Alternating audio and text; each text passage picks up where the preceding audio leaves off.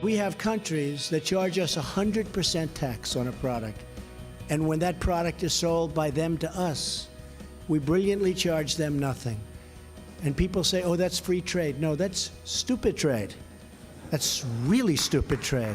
I wonder if that's a technical term. That's President Trump promoting his plans to renegotiate trade deals and bring factory jobs to the U.S. He was talking at a White House event highlighting products made in America. The president's trade policy includes a threat to tax importing steel. Critics say that could lead to a global trade war, targeting products from the American heartland like orange juice, dairy goods, and whiskey.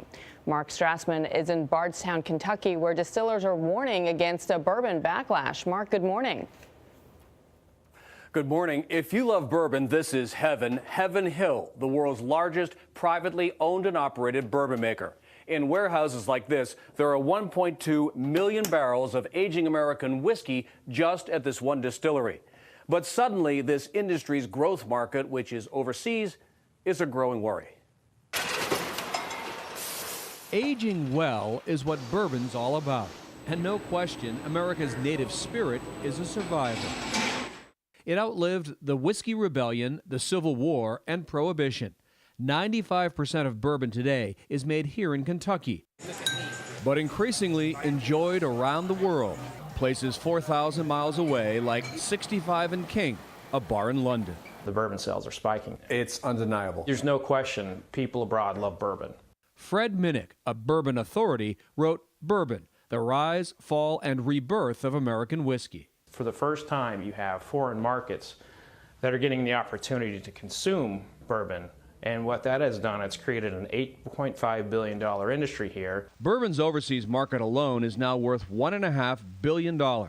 If President Trump imposes tariffs on steel imports, the European Union has threatened retaliatory tariffs against specific American products, like bourbon.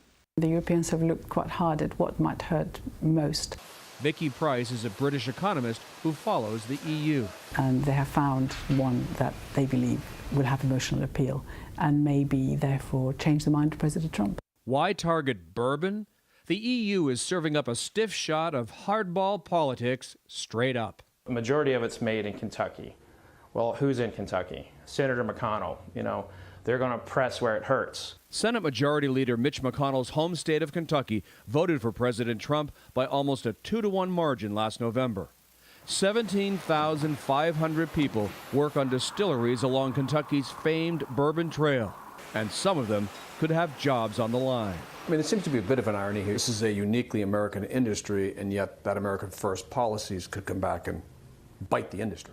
There's no doubt that President Trump's trade policies could hurt bourbon. The job growth has been unlike anything else in Kentucky. And if we start seeing tariffs come on to bourbon, I really think that bourbon jobs could be lost. All of this bourbon has to age at least 2 years, some of it for 23 years. So another trade war worry for this industry is counterfeit bourbon, cheap liquor made overseas with the name bourbon slapped on the side. Nora? All right, Mark, thanks. Let's hope that doesn't happen. This is a great American industry. Indeed, but it's an elusive question. How do you get fair trade? Yeah.